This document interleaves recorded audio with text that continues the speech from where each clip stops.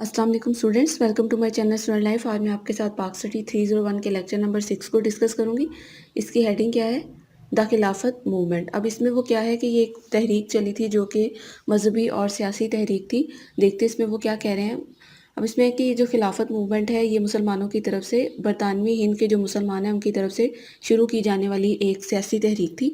इसमें ये क्या था कि खिलाफत ईसाई के ख़िलाफ़ ये मूवमेंट चली थी, मतलब जो खिलाफत उस्मानिया थी उसको बरकरार रखने के लिए और मुस्लिम मुकद्दस मुकामात का कंट्रोल गैर मुस्लिमों के हवाले ना करने के लिए ये तहरीक चलाई गई थी। उसके बाद वो क्या कह रहे हैं कि जो तुर्की है उसने पहले जो जंग अजीम थी उसमें उसने जर्मनी का साथ दिया था। जैसे ही उसने जंग हारना शुरू की तो उसके बाद तुर्की में मुस्तकबिल के बारे में हिंदुस्तान में तशवीश का इजहार किया गया और 1919 से लेके 1922 तक दो अहम जो इसमें कौमें थी, हिंदू और मुसलमानों की तरफ से मुजाहरे, इसमें बायकॉट और जो उन पे प्रेशर डालने का काम किया गया और मुसलमान आपस में भाई भाई हैं। इस नज़रिए के तहत हिंदुस्तानी मुसलमानों ने मुस्लिम ममालिक की मदद करना अपना मजहबी फ़र्ज समझा और ये इस्लाम का एक अंसर इसमें वो साथ लेके चले कि इस्लाम की जो एक तो तुर्की की जो खिलाफत है वो बरकरार रहे इस्लाम के अंडर, और दूसरी जो है उनके जो मुकद्दस मुकामात हैं वो उनके मुसलमानों के हवाले ही रहें। और इसमें एक जो पॉइंट वो ये था कि हिंदुस्तानी मुसलमान जो है वो खिलाफत उस्मानिया को मुस्लिम इत्तेहाद की अलामत समझते थे। मतलब उनको ये था कि अगर यहाँ पे खिलाफत उस्मानिया कायम रही तो ये एक यूनिटी की अलामत है। उसके बाद इसके गोल थे, गोल्स में देखते हैं क्या। सबसे पहले थे कि वो खिलाफत उस्मानिया को बरकरार रखना चाहते थे। दूसरा ये था कि तुर्की की जो इलाकाई यकजहती थी उसको महफूज करना इनका बेसिक पर्पस था।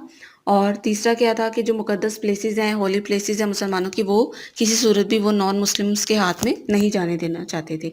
मतलब उनका कंट्रोल नॉन मुस्लिम के हाथ में नहीं जाने देना चाहते थे। उसके बाद डायमेंशंस हैं और इसमें क्या है कि मुसलमान दानिशवरों की जो तहरीरें हैं उन्होंने खिलाफत को और ज़्यादा तहफ़्फ़ुज़ फराहम किया और उन्होंने भी इस चीज़ को सपोर्ट किया कि मुस्लिम जो मुकद्दस मुकामात हैं वहाँ पे मुसलमानों के कंट्रोल को ही बरकरार रखा जाए। और इस तरह उन्होंने मुसलमानों को इमोशनली स्टिम्युलेट किया, यानी उनको उनको फोकस करवाया इस चीज़ पे कि वो अपनी जद्दोजहद को सही सिमत में लेके आगे बढ़ते रहें।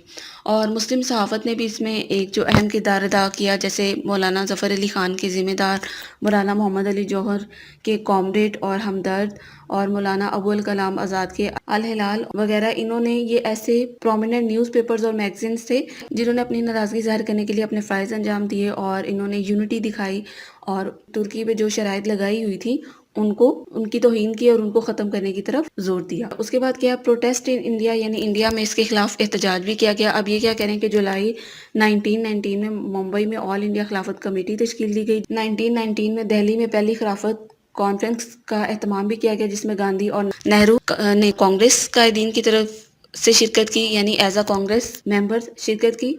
और इसी तरह बड़ी सियासी जमातों ने मुस्लिम कम्युनिटी के साथ जो उधर नाइंसाफ़ी हो रही थी और जो हमला हुआ था उस पर डिस्कस करने के लिए इन्होंने आपस में गेट टुगेदर किया और एक ही पॉइंट पे इन्होंने अपने आप को लाया कि हम सब जो हिंदू मुस्लिम हैं वो इस चीज़ पे यूनाइटेड हैं। उसके बाद क्या है, उन्होंने इसमें चंद जो स्टेप्स लिए वो क्या थे कि जो भी यहाँ पे विक्ट्रीज होंगी ब्रिटिश की या तो उसकी सेलिब्रेशन में कोई पार्टिसिपेशन नहीं होगी। ब्रिटिश जो गुड्स हैं यानी जो अशिया है उनका सामान है उनका बाइकआउट किया जाएगा। उसके बाद क्या था, गवर्नमेंट के साथ कोई भी कोऑपरेशन नहीं की जाएगी, यानी अदम एतमाद का इजहार किया जाएगा।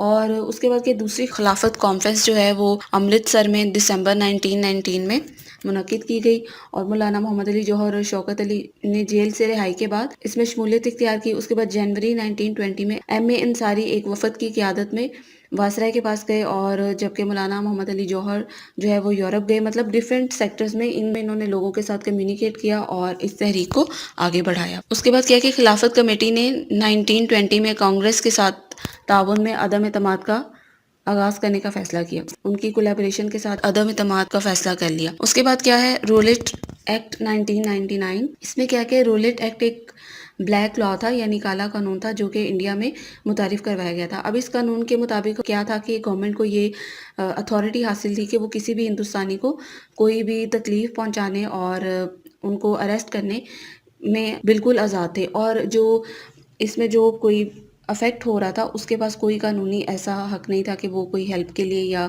अपील करने के लिए कोई रिक्वेस्ट कर सकता। تو یہ ایک بلیک لا تھا جس میں لوگوں کے حقوق کو ضبط کرنے کی کوشش کی گئی تھی. اور اس کی اگزامپل انہوں نے آپ کو ایسے دی ہے کہ جیسے فرانس میں انقلاب سے پہلے فرانس میں لیٹرس ڈی کیچٹ قانون چلا تھا، اور جب فرانس میں انقلاب آیا تھا اس سے پہلے یہ ایسا قانون وہاں پہ تھا.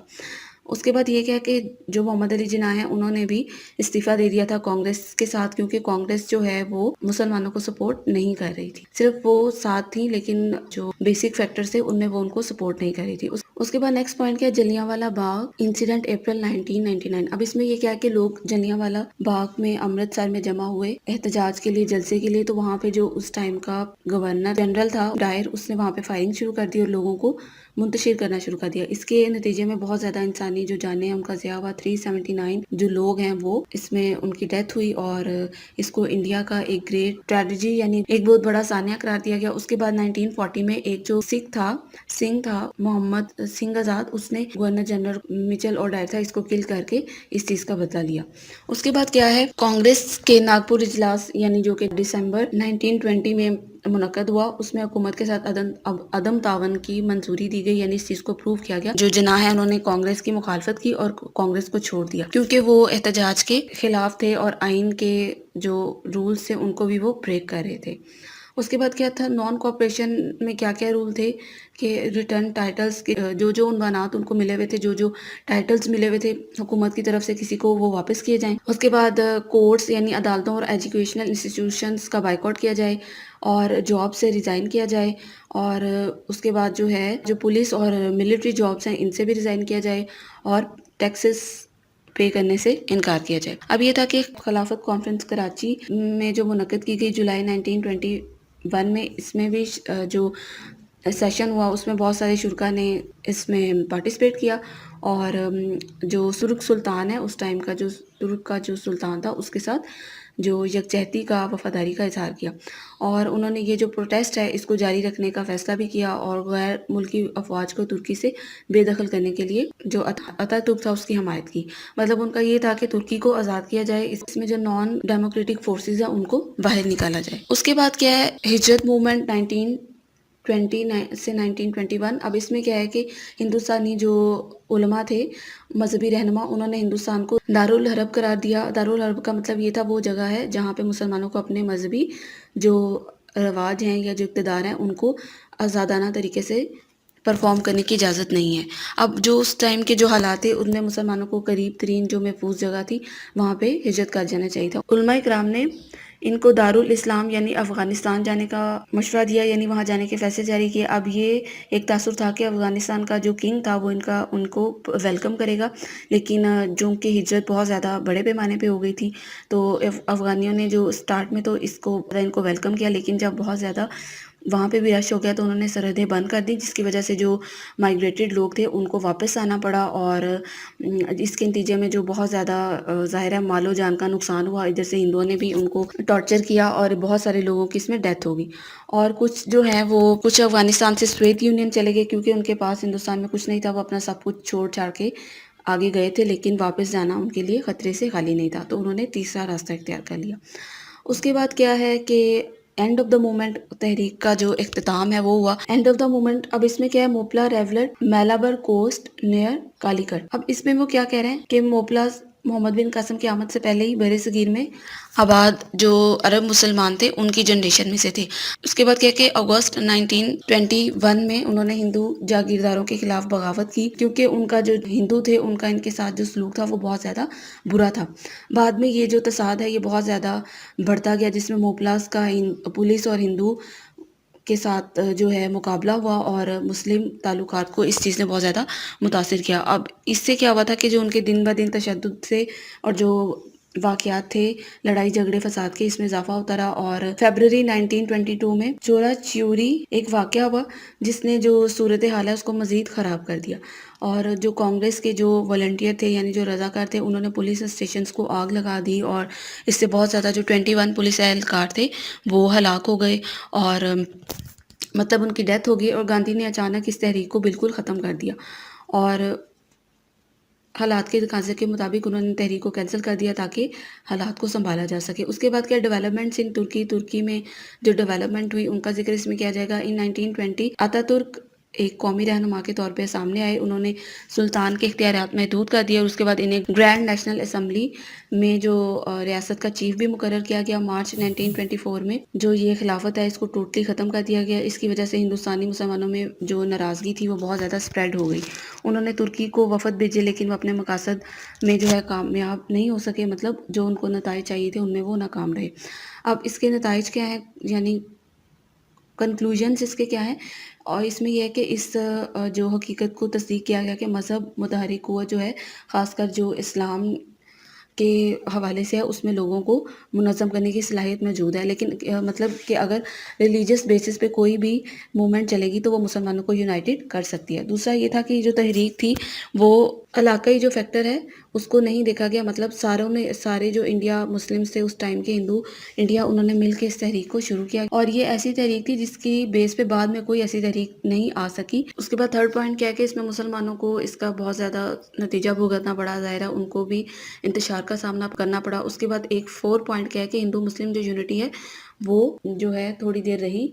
और उसके बाद 5th पॉइंट क्या है कि मुस्लिम लीग और जो दूसरी जमातें हैं, तंजीमें, उन्होंने एक अलग-अलग कौम की हैसियत से अपनी सरगर्मियाँ शुरू कर दी और उनका जो एक्टिविटी थी सेपरेट होम नेशन की वो दोबारा से स्टार्ट हो गई। यानी मुसलमानों को एक पॉइंट मिल गया कि वो अपने लिए अलग आज़ादाना मुल्क का एक जो पॉइंट है वो लेके चल सकते हैं। अब इसमें इंपॉर्टेंट देखते हैं, सबसे पहले आपके साथ इसमें जो इंपॉर्टेंट चीज़ है वो क्या है कि जो ऑब्जेक्टिव बन रहा है वो है the Khilafat movement was a dash religio political movement. अब इसमें ऑब्जेक्टिव देते क्या बन रहा है, सबसे पहले आप जो फर्स्ट वाला पैरा है उसमें शॉर्ट जो एमसीक्यूज़ हैं वो फर्स्ट लाइन में भी बन रहे हैं, आप उसको देख सकते हैं। उसके अलावा सब्जेक्टिव जो ऑब्जेक्टिव आ सकता है पेपर में, गोल्स क्या थे, आप गोल्स को अच्छी तरह से कर लें क्योंकि गोल्स के बारे में पूछा जा सकता है कि इस खिलाफत के गोल्स क्या थे।